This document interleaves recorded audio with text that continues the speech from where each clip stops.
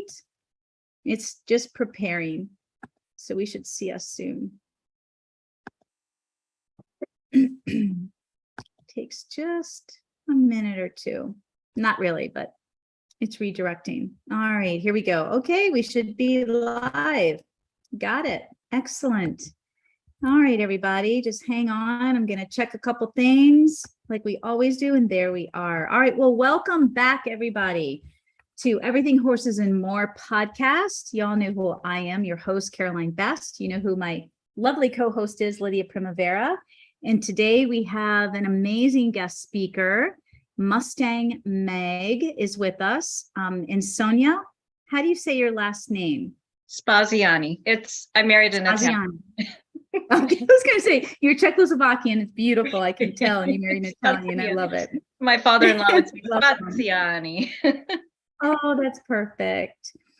Today we're going to be talking to Mustang Meg, aka Sonia, about her life following the wild horses of Oregon and what she's learned along the way. And so for those of you that are not familiar with Mustang Meg, I'm going to give you a short introduction, and then I'm going to give the mic over to you, my dear. So Sonia, you are a renowned photographer and researcher, and you have ongoing efforts to educate the public on the status of the wild Mustangs. So currently 75,000 wild horses are caught in political, emotional, and environmental controversy. Mustang Meg is concerned for the future welfare of our wild horses. She chooses no other but one side, the side of the wild horses and the burros. It's her hope and ambition that she can reach at least one person every day so they know that we still have these inspiring, free-roaming animals on our wild lands and how necessary they are on so many levels, but mostly our spirits. These wild horses, an American icon symbolizing our own struggle to remain free, a powerful icon to the citizens of this great nation and to so many around the world. And I'm looking forward to handing the mic over to you so you can talk a little bit. We can segue right into how this started for you and your dad specifically. Well, my whole family is a wonderful support system, and it began really my dad taking the family and immigrating from the Czech Republic in 1968 when there was some chaos in the country, and he had two small children and just a little bit of money just to get them through. And I tell you what, it was probably one of the happiest times I remember when they got their citizenship. They worked really hard for that, and they threw a big party. And as a little girl, I would sit back and marvel at listening to all his stories and how just the way he told stories was amazing, which I have a more difficult time. I'm better at writing than to express the stories. But I would sit and marvel, listening to him and watching his friends talk and engage in his stories. But he left the Czech Republic because it was an oppressed country at the time, and he wanted for us to have everything, that the sky was our limit, or the sky was the limit, that it was up to us to decide where we wanted to take our future, and he didn't want anybody to tell us what we can or can't do. And so my sister and I have always, all our lives, and I still hear it in my head, my dad always saying, never take freedom for granted. And so I found this one picture of him on a horse, and he's looking back. And so I made that into a canvas for my mom, and I put his words on there. And of course, he supported everything I did as far as like the Mustangs and my art, because I lived and breathed horses since I was really little.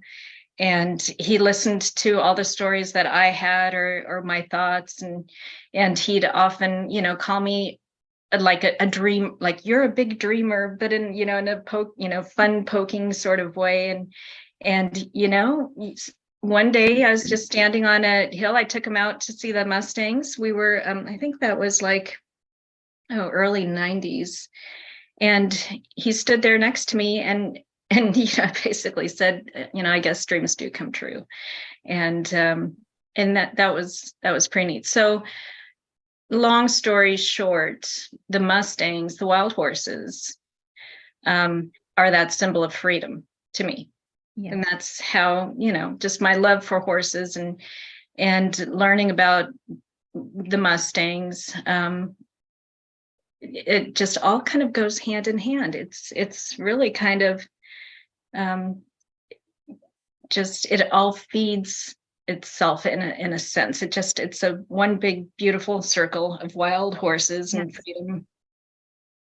In the spirit, in the spirit of freedom. I mean, we talk about this stuff. We go really deep in our podcast. I mean, we're really deep, so spirituality is a big topic. And I can so appreciate having a relationship with your dad in that way. I did too. I was very close to my father, and my love of animals and horses comes from my dad.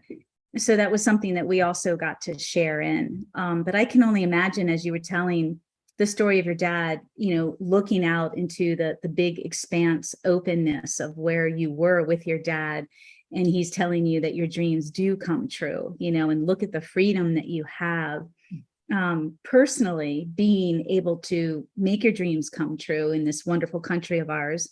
And then the horses are a beautiful symbol and metaphor for everything beautiful in life, everything beautiful and worth working for and keeping and sustaining.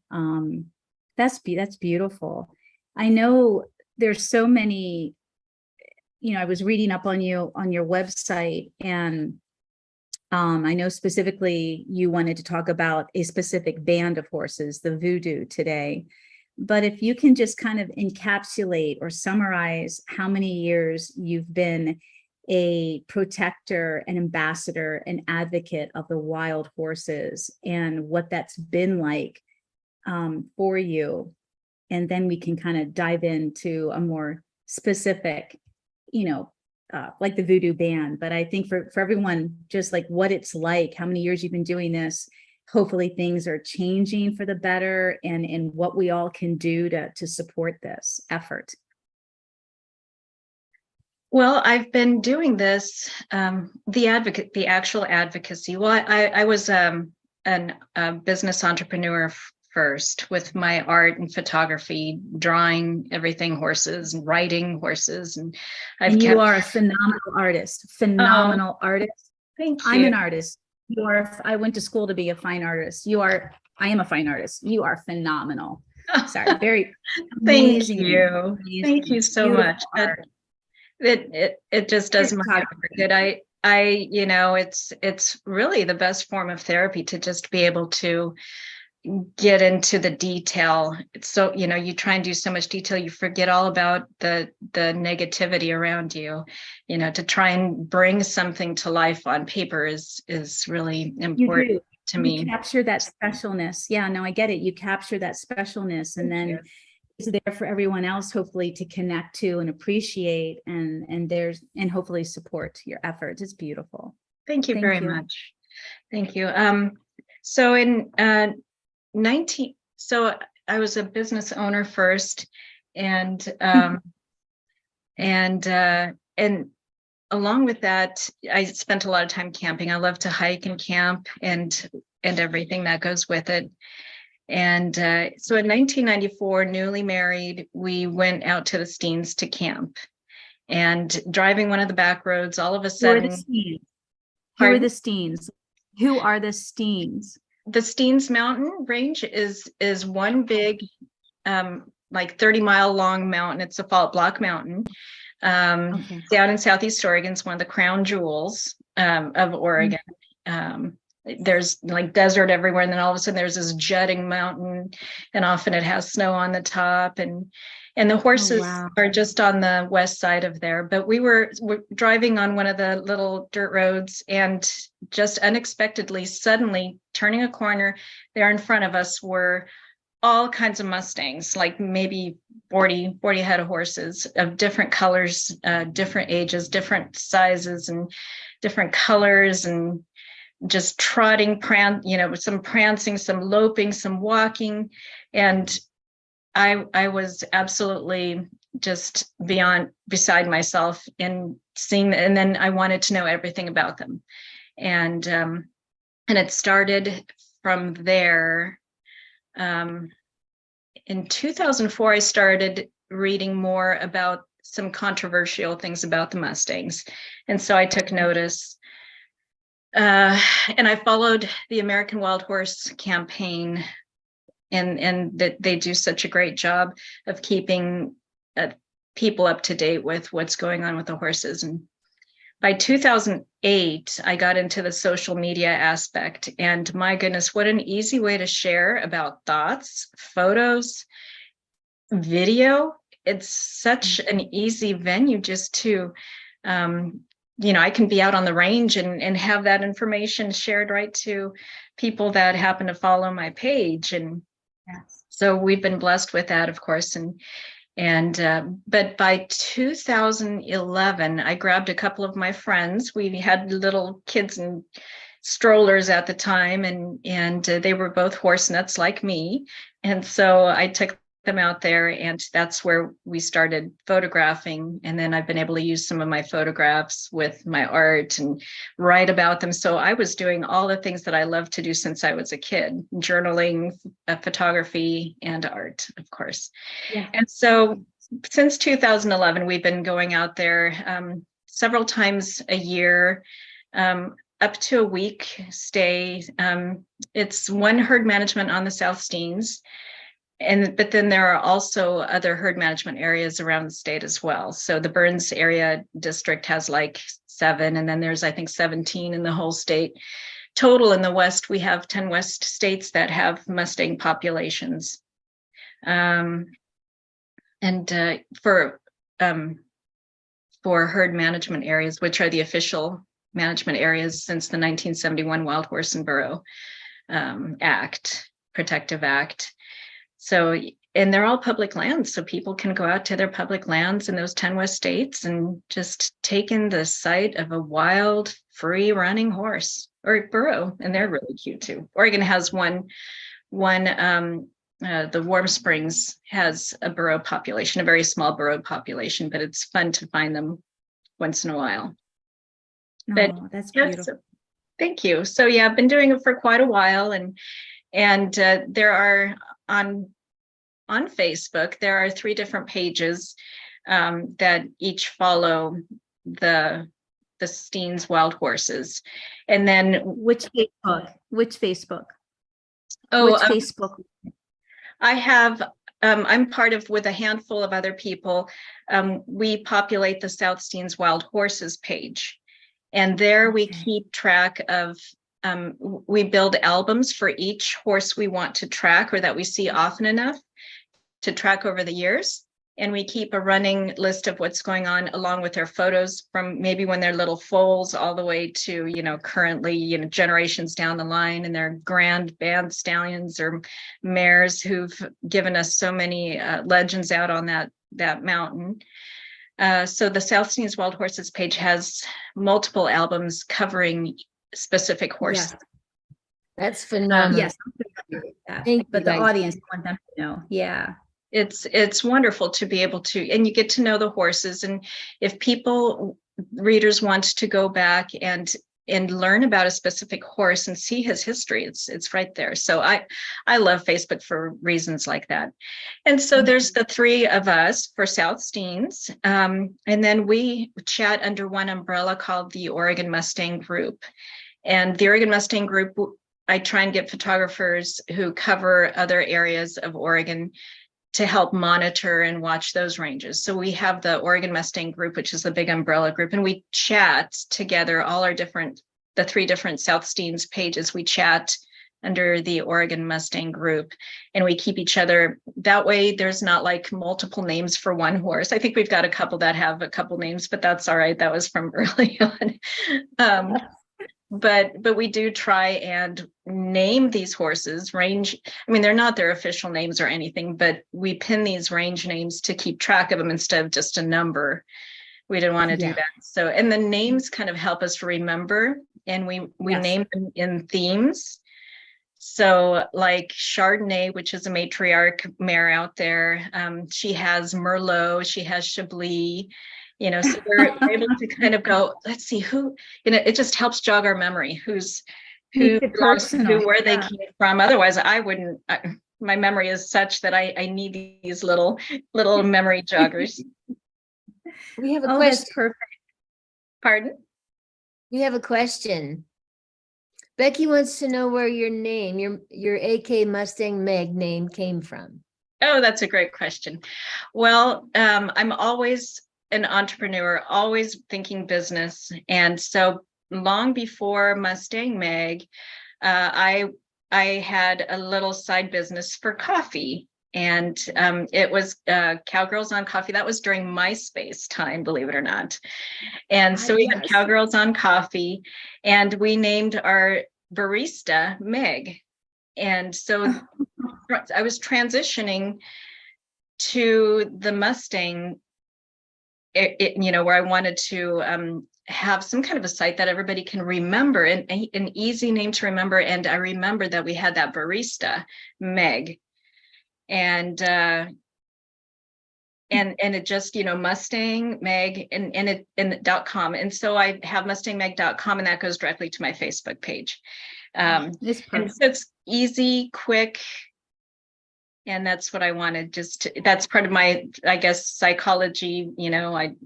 I studied. Branding. Yeah, Good exactly. branding, Marketing and branding. So Mustang Meg, exactly. That's how it came about. Good question. It's perfect. It's perfect.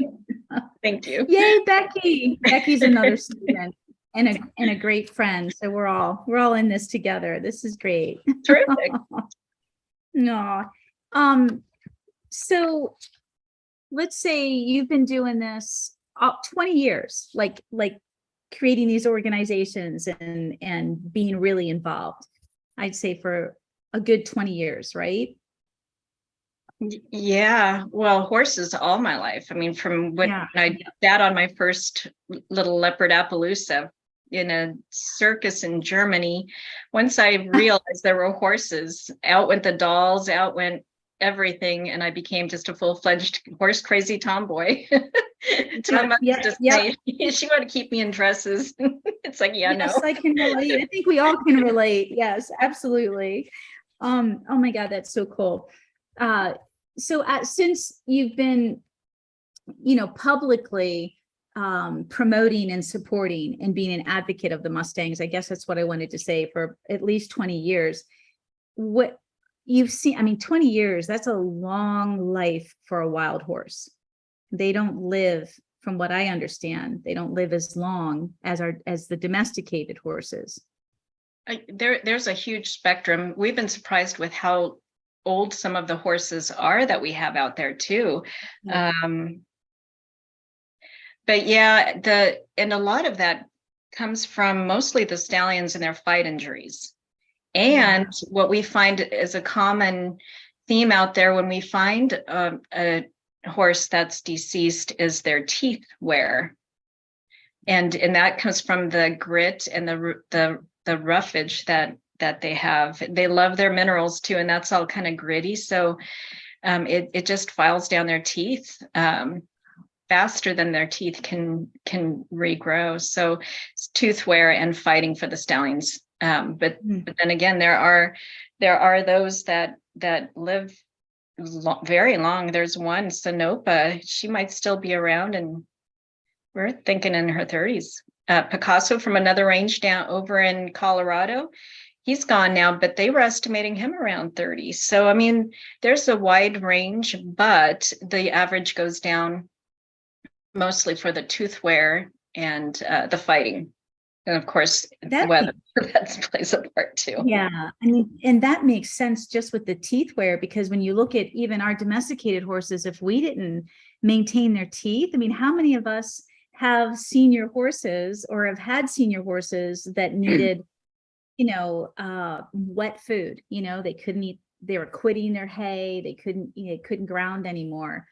And that's in your 20s. And if we didn't give them moist, wet their feed down, or soaked cubes or soaked pellets, mash, they'd be gone. Yeah, we've got a stallion.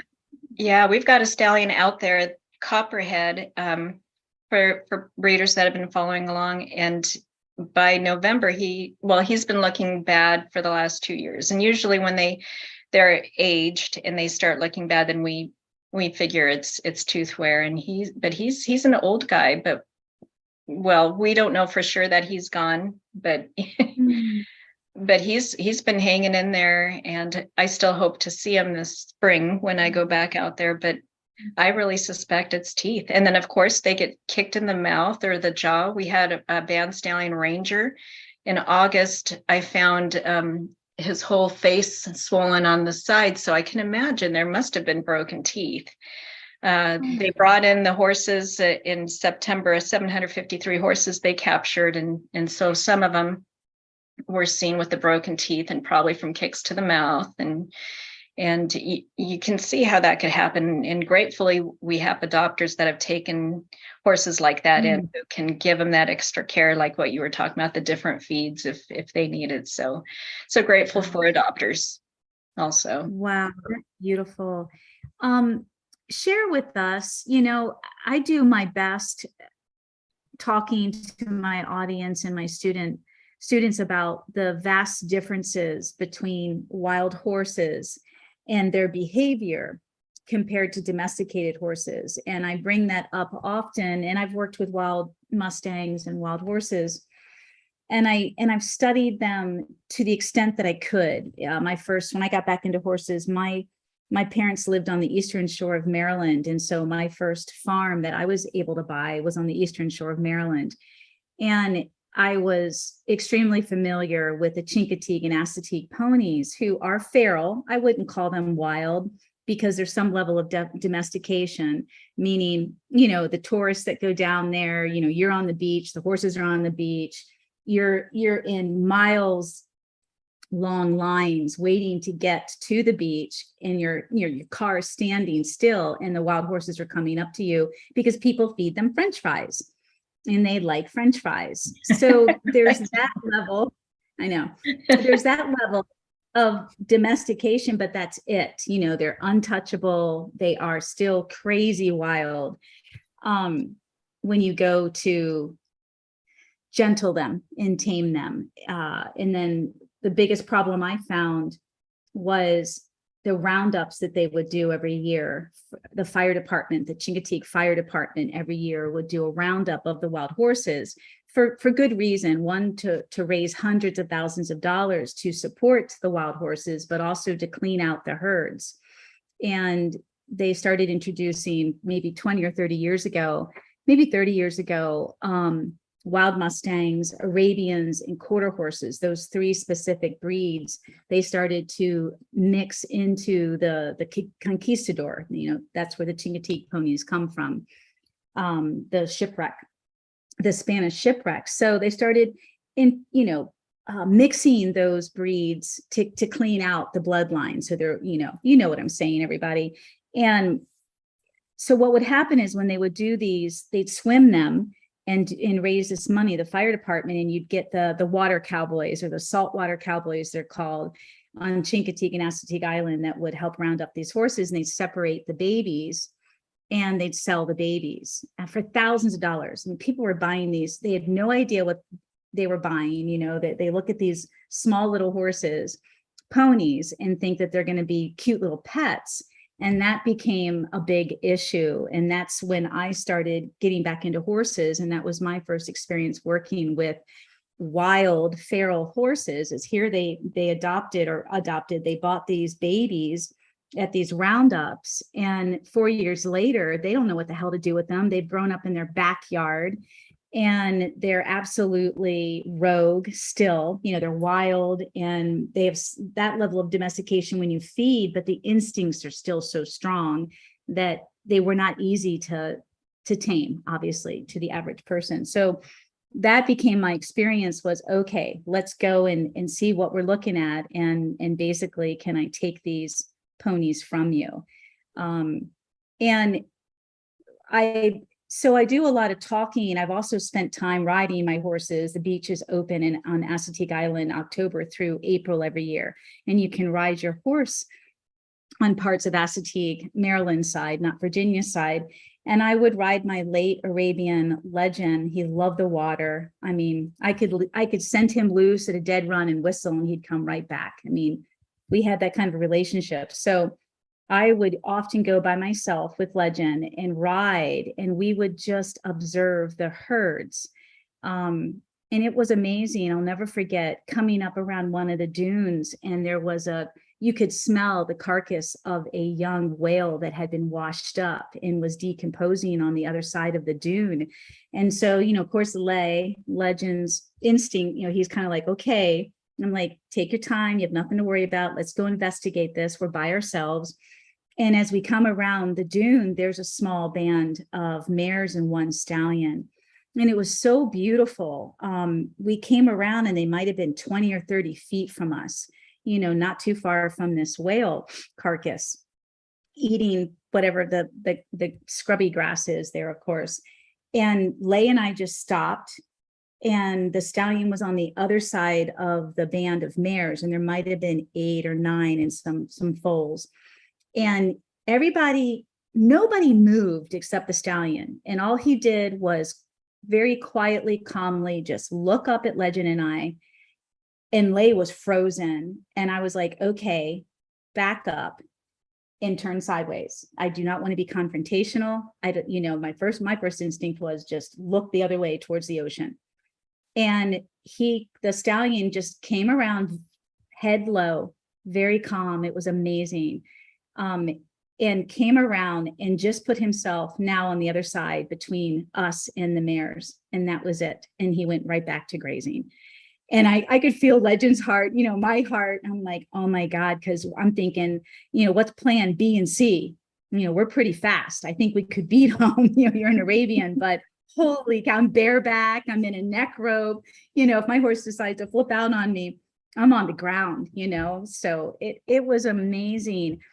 And that was so exhilarating and blew my mind. And because here I am, taking these young Chincoteague, the babies that these people had bought that know nothing, they don't know how to handle them. And I'm looking at how crazy they are. And here I come up to the actual wild herd, and they were so calm and in their parasympathetic nervous system, rest and digest. We didn't present a threat. It was absolutely amazing. And that was my first understanding, like that aha moment of how screwed up our domesticated horses are, how we really mess them up compared to the natural, the wild horses. They're in their natural instincts, they're in their parasympathetic nervous system all the time. And so I don't know how much of that you talk about or think about, when you're out there spreading the information on how to support these amazing, beautiful, free animals. There's so much to learn from them. Yeah, it is very true. I think back, because I've had horses a lot of my life, and I would, before being around the Mustangs, in training my own horses, I would look at them in a human child viewpoint, like they should behave more like this, and they should behave more like that. They should have better manners and this, and they shouldn't rub up against me, that sort of thing. Like, you want them to have respect, and you do, because horses, of course, when you're training them, you also want to make sure there's a boundary there. But that's a whole other piece to it. But after being around the Mustangs, then I started understanding more of their communication and how they interacted. And so I was able to turn a lot of that knowledge into any training I did. It became their idea, and more from the horse's social aspect rather than what I thought they should behave like. Since my background is psychology, trying to force them into, certain ways of being when that might not be so natural. So I'm much more aware of the natural now, just being around the horses. So. Yeah, it's vastly different. I think that's the biggest thing. I want to impress on people is just, I'm so happy that there's more people like you and there's more information and research out there to shed light on there is a huge shift in training today, and God bless, there needs to be in horse training, there needs to be this whole enlightenment about how to go about training. I hate that word. I don't like it. And I am a trainer. I can't stand that word though.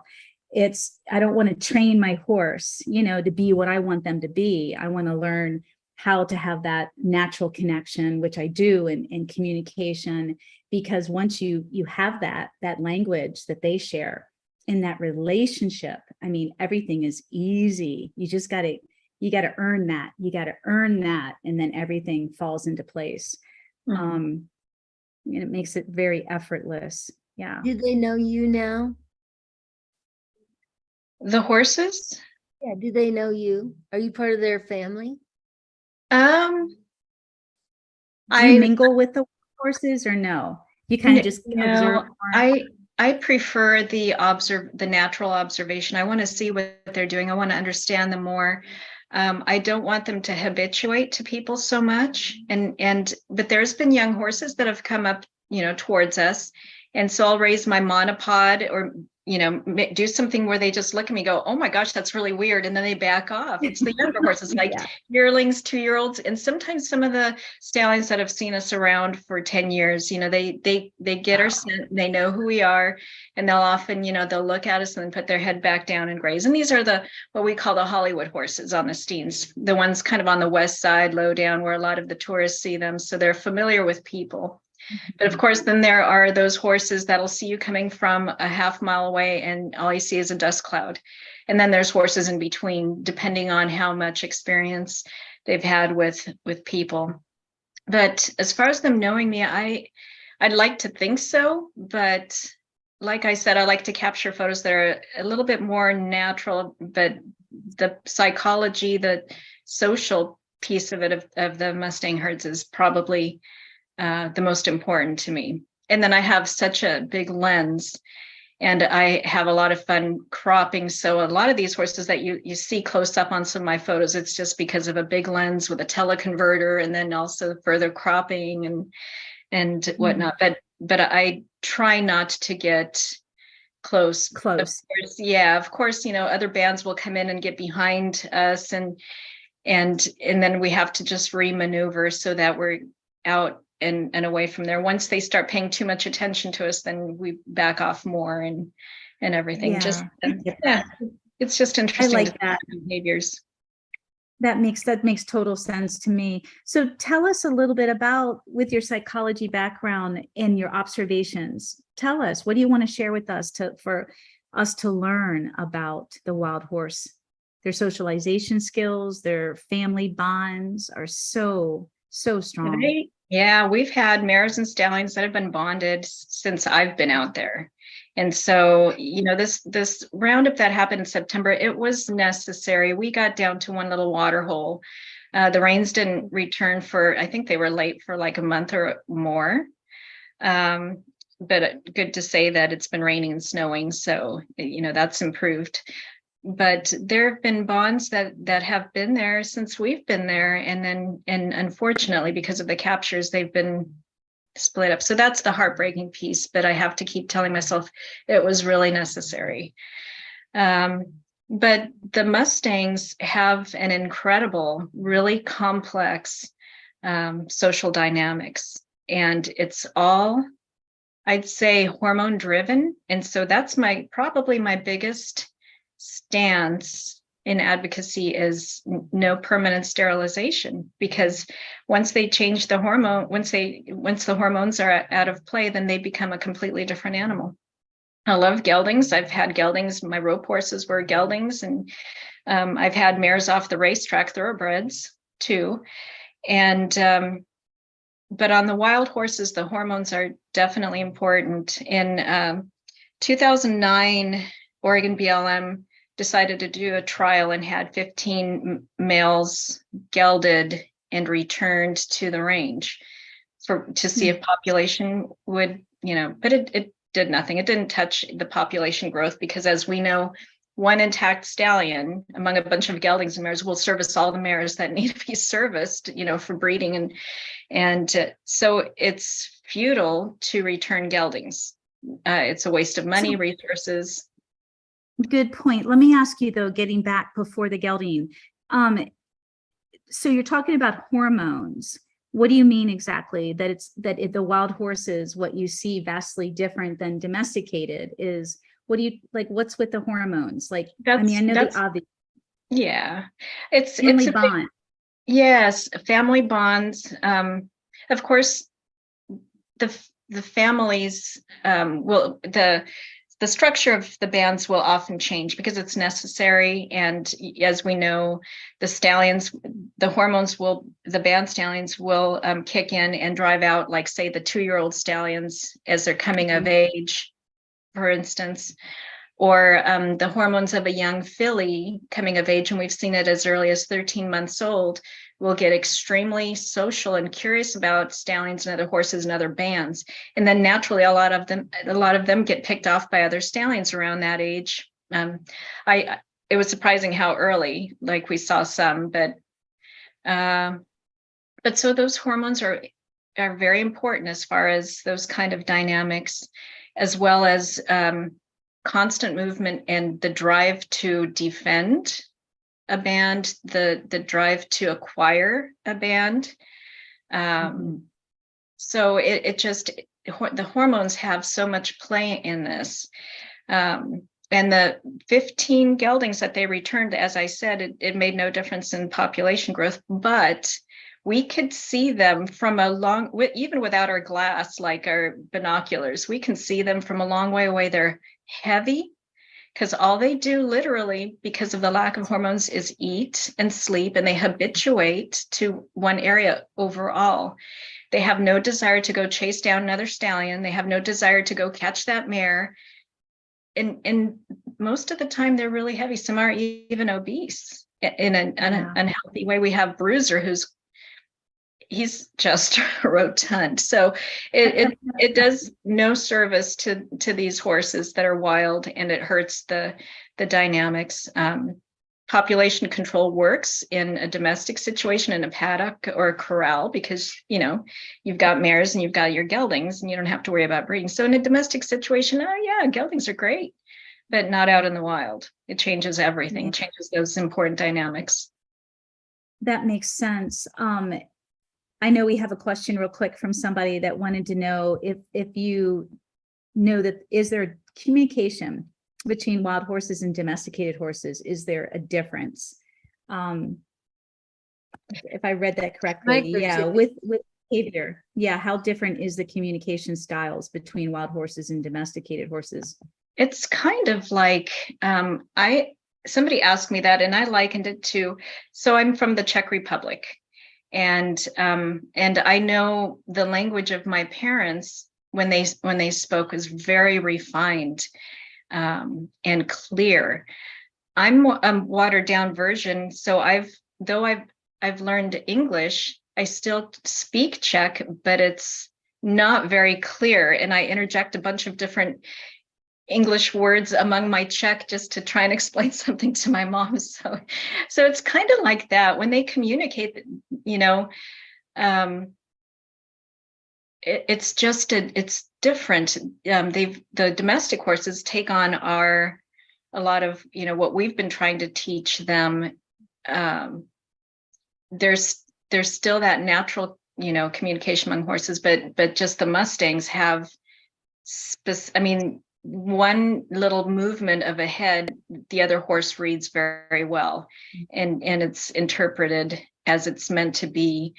So it's just like a watered down version. So it's not as clear, I guess, to put it. I totally agree.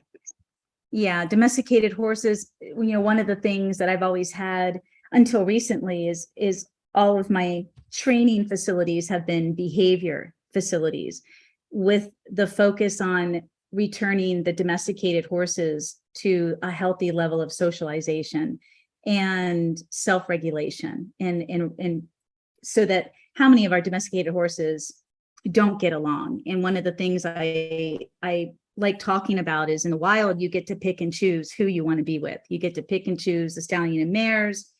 Do you want to stay with the family, go get impregnated? You know, young filly, like you were talking about, even then they can come back pregnant. They go out and get impregnated and come back and decide to raise, you know, their baby with the matriarch of that band, or the, you know, all the mares. So one of the things that is, it's so hard for the general public to understand with their horses in typical boarding facilities is just the level of anxiety that our domesticated horses have, because we've dumbed down and taken away so many. We've dumbed down their natural instincts. We've dumbed down their ability to socialize properly and pick and choose who they want to be with. We force them in situations. They create anxieties around food, around, you know, not being able to create a herd. So you have buddy sour, you have so many insecurities and anxieties. And I wish, and I know it's going to happen eventually because of people like you with all your support and advocacy, that we just keep bringing, you know, more education of where horses really need to be, like the wild horse. You know, so many of our personal issues, not personal issues, our issues with our personal horses, you know, have been created because of us, you know, because of old tradition, old ideas, old dogma. And if there's so much that we could, there's so much that would help the domesticated horse if we could give them more of a natural lifestyle. You know, I know I'm kind of going around, but you know, the wild horses are in a natural lifestyle, and they're self-regulated, you know, they're healthy emotionally and mentally, and of course physically for the most part. And so I think the communication styles, like you were saying, are vastly different, even on an instinctual level, because we've influenced them for so long that they don't even know who they are. Like until you start socializing domesticated herds of horses, they don't even know how to socialize correctly. So much of that's been taken. It's like my little 8-month-old that's now 5, when he came to me, his mother was a disaster, and she was a thoroughbred broodmare. And so his parents were both on the track, and really, really good pedigrees here in Florida for racing. Of course, I'm not racing. I don't believe in that. But when he came to me at 8 months, he was cribbing. He had high anxiety. He had ulcers. He had diarrhea. He had food aggression, and he couldn't bond and he couldn't socialize. So his mother did a shitty ass job. There was no grooming. I was like asking the owner, you know, you're breeding these mares, so he's out with other brood mares and other foals. What is going on here? Well, the mother won't let him socialize, but when he's with her, she doesn't bond with him. I'm like, oh my God, you know? So just look at that one incident. And I know that happens, unfortunately, more often than we'd like. And if you don't know how to help that young horse, which I threw him into my healthy socialized herd and gave him, you know, the opportunity to be mentored by one of my late horses who was just phenomenal. So he got that good energy. He got that level of protection.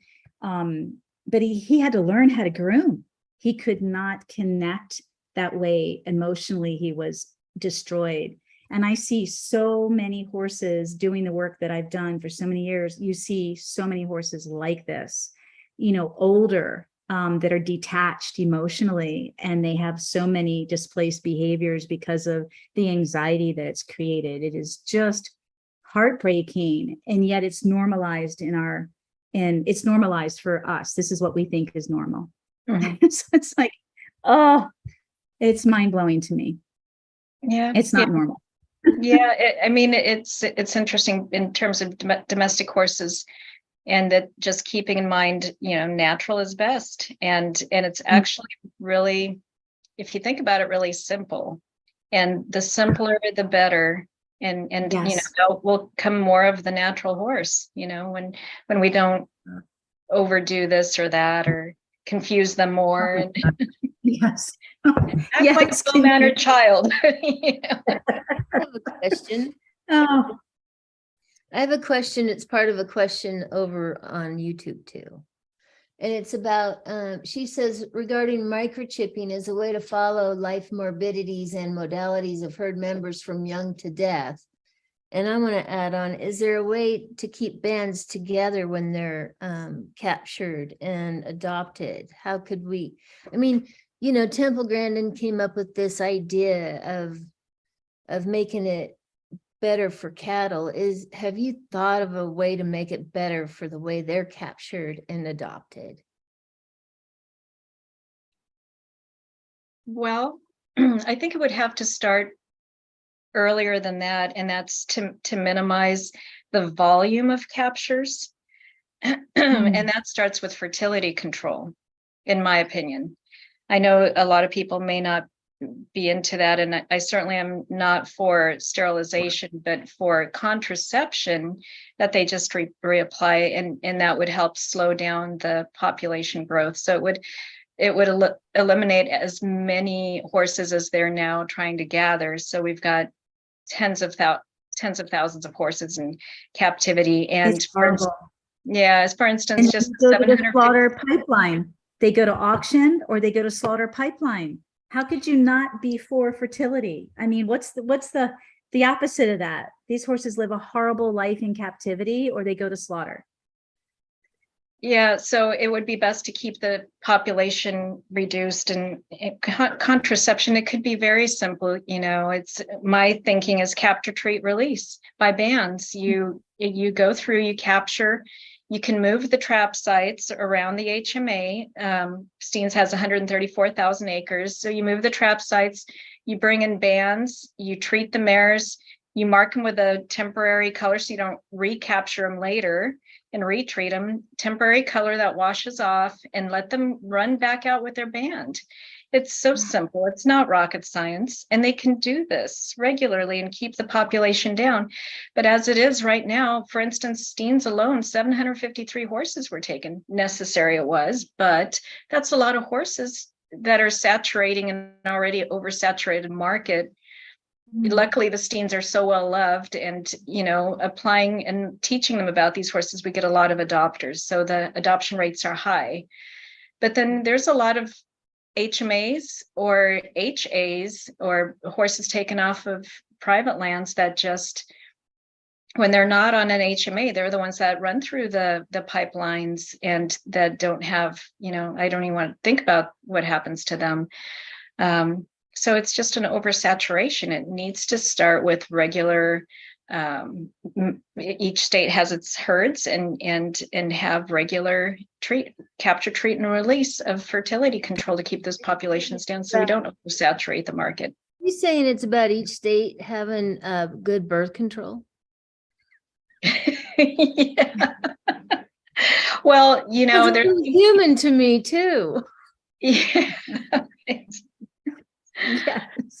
There's birth control, and then there's also the birth control, like it's called Gonacon, and that's a sterilizing chemical, which has been on our radar, and it works on both mares and stallions. So unless they've changed the formula, my last research is just that, and it changes the hormones. So when people are talking fertility control, then they need to make sure that they're talking about the right one, because I've heard people complain about PZP, which is the one that I'm for, and that has been studied for 30 years.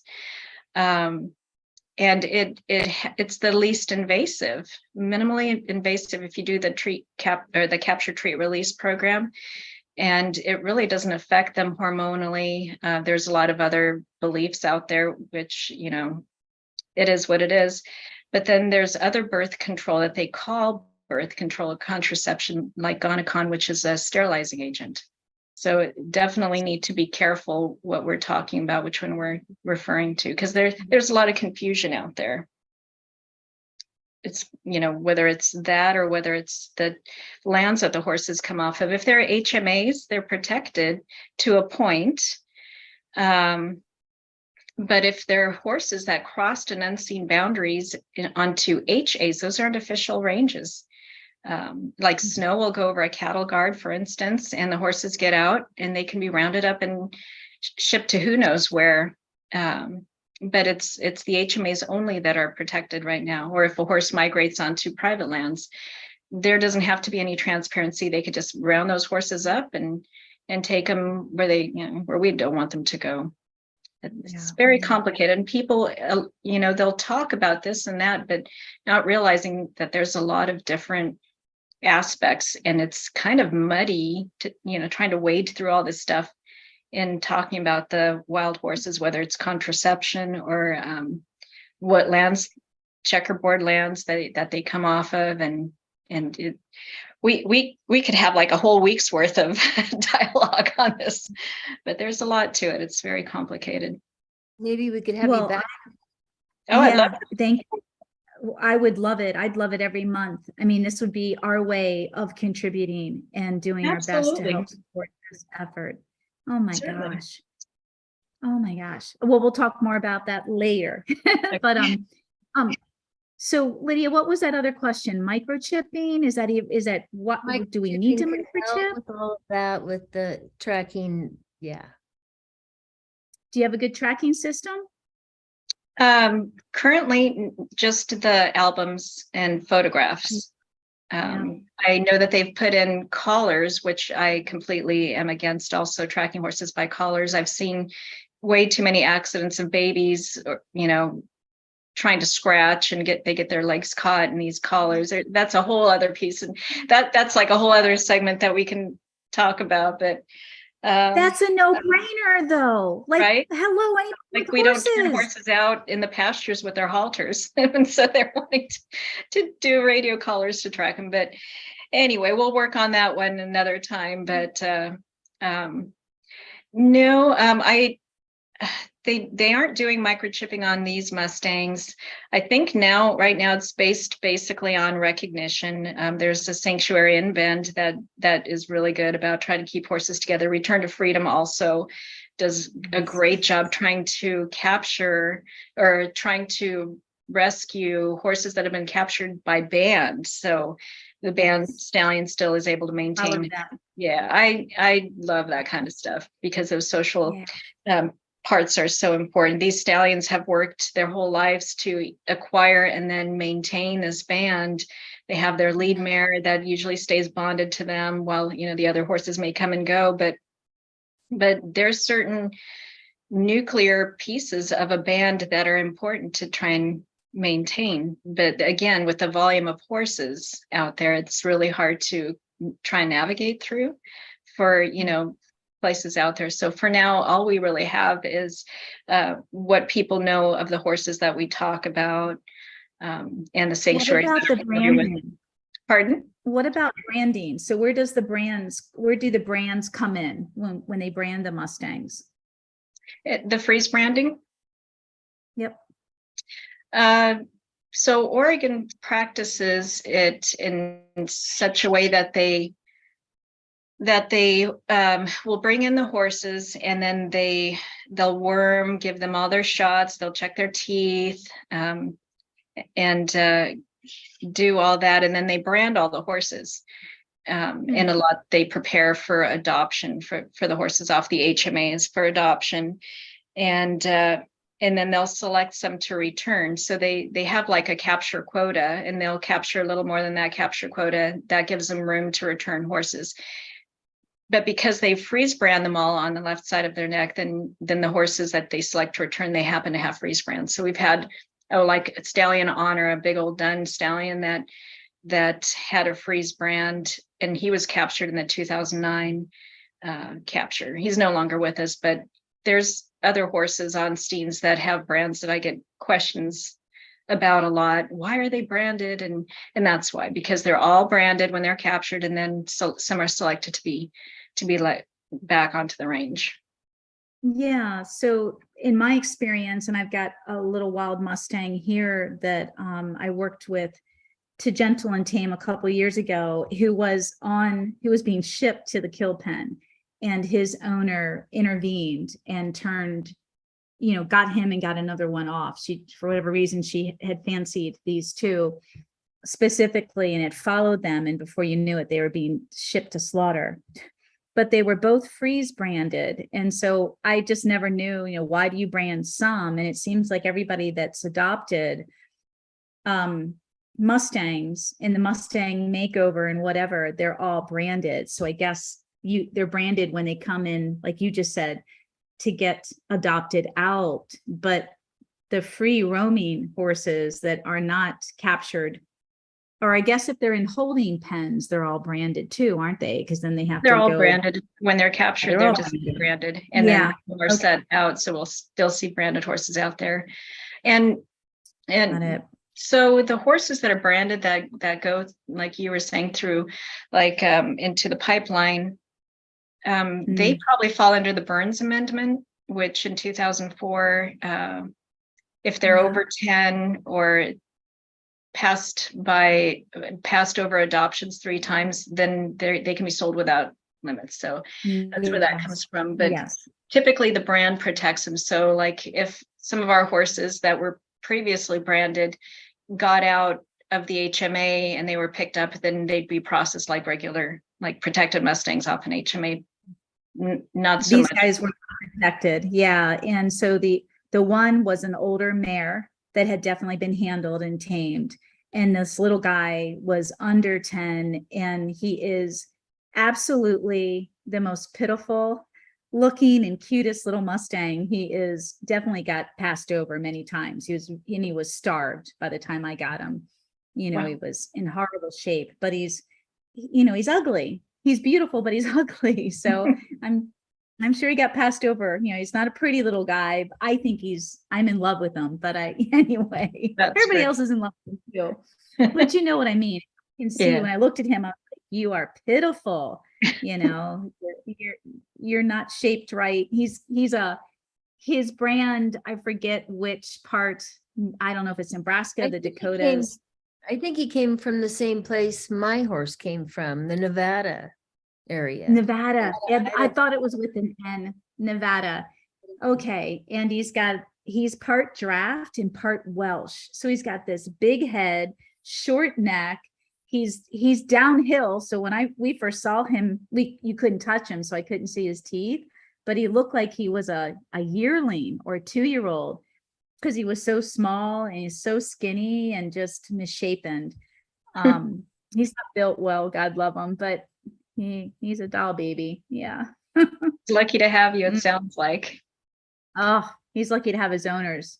Yeah, he's well loved. He is well loved. Yeah. So should we talk about the Voodoo Band just a little bit before we? Yeah, let's talk about it before we wrap up. The Voodoo Band, this beautiful black band of horses. Yeah, people ask me a lot. So was the Voodoo Band captured? And I tell them, if the Voodoo Band was captured, I think the whole world would hear about it.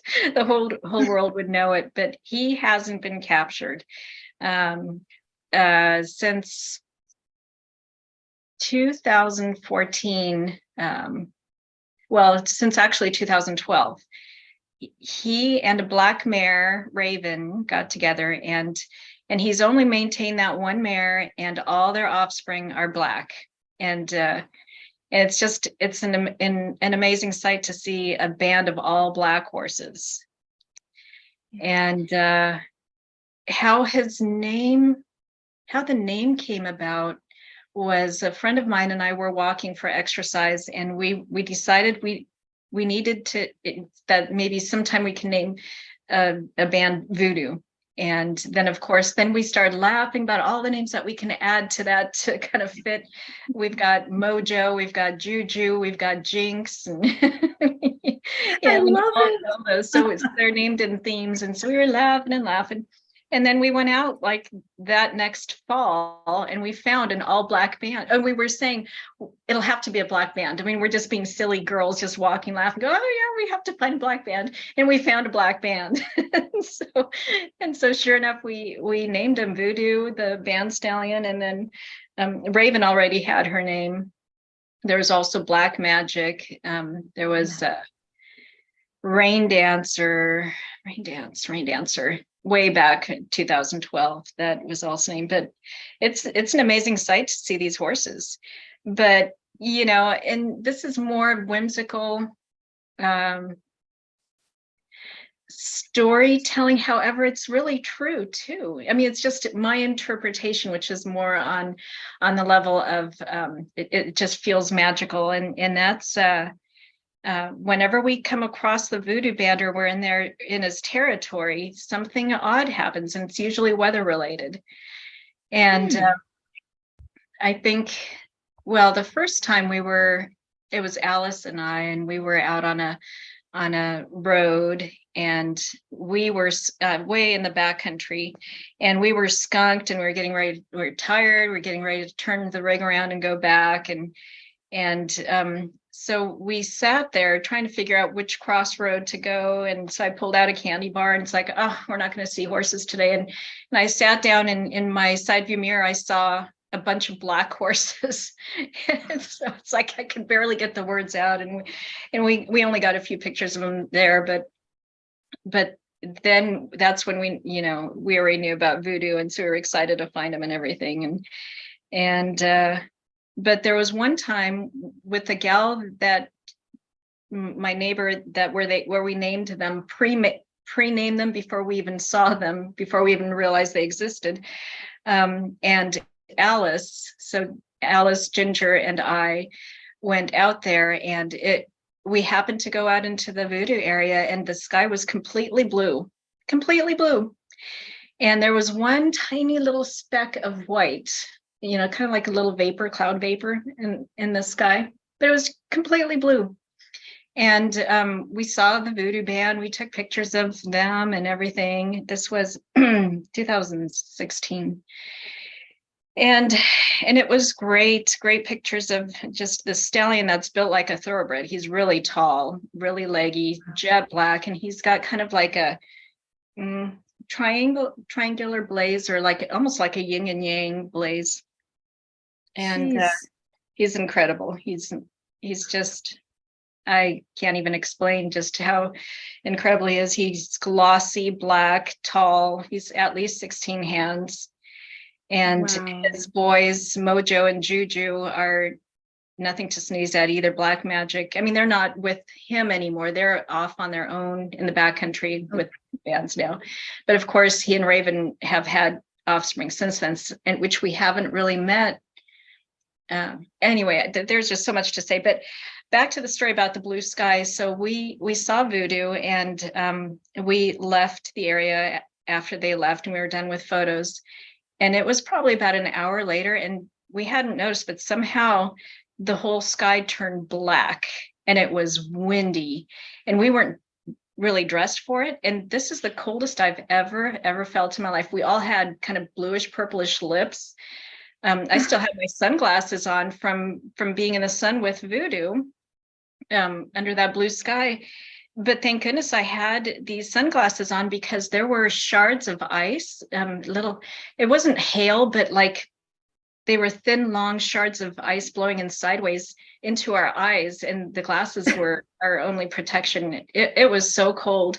And then at the same time, what happened was thunder snow, which I have never experienced before, because usually you don't get thunder during a snowstorm. Thunder snow. It's a real thing, and we could hear the rumbles against the mountain, the highlands of the mountain, like an acoustic thing. And it was, and that was after seeing voodoo. And then more recently, 2020, it was Alice and I, and we were going through a prairie with and I noticed an area with beautiful butterflies, and it was just incredible, just seeing these beautiful butterflies for like an acre or two, walking through butterflies.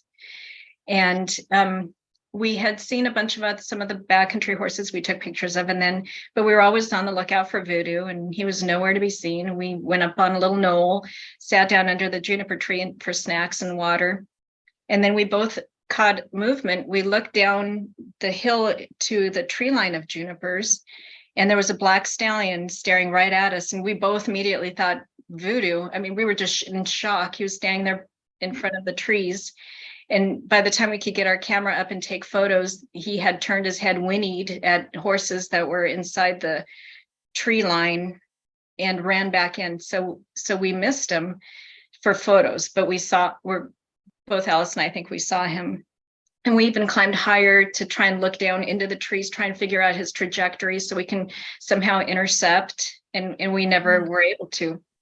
So heading back to the car, going through that same place where we walked through the butterflies, they were all little white moths. That's the very same place.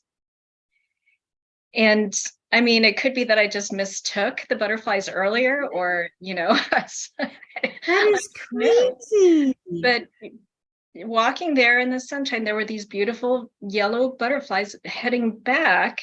And, it was getting late in the day, and there were all these little moths in that very same place. Completely different species, little white moths. That's really mystical. That is very mystical, for sure. And it could be just my interpretation, could be lack of water, could be that I was in the desert too long. I don't know. But those are true stories. It's all, I guess, a matter of how we interpret a moment or something like that. But it's always very interesting every time we're in the voodoo area or we see the stallion. And you witnessed an event, a weather event is what Yeah, there's always some form of weather with him. And things are like that. Yeah. And we happen to see him most in a specific area around October, and that's when we have more varied weather, of course. But yeah, he's but very the timing of it. It's like you could say it's serendipitous. I don't think it's coincidental. I get into all that woo-woo stuff, the mystical stuff. I so believe in that. Especially if it just keeps happening, when it's regular, especially with one horse. Yeah, to me that's evidence-based research. This is something that just keeps happening. It's a pattern. It's not just a one-time occurrence. So that is amazing. It's been really interesting to be in his presence, for sure. Do you write about that? Do you share those stories with the public? Good. Yeah, on my Mustang Meg page on social media, I have one album, and I have a bunch of albums, but I have one album on range notes, like specific things about horses, like how they keep their hooves so trimmed. So I have that album. Then I have a story journal album, and I have the voodoo stories in there several times of what I have experienced being around that stallion, and among other stories too. Beautiful. So we're getting ready to wrap this up, Mustang Meg. Sonia, where can people find you? If you can list your website, especially you guys have to check out her artwork. It's amazing. So where can they find you, support you, and then support the Mustangs?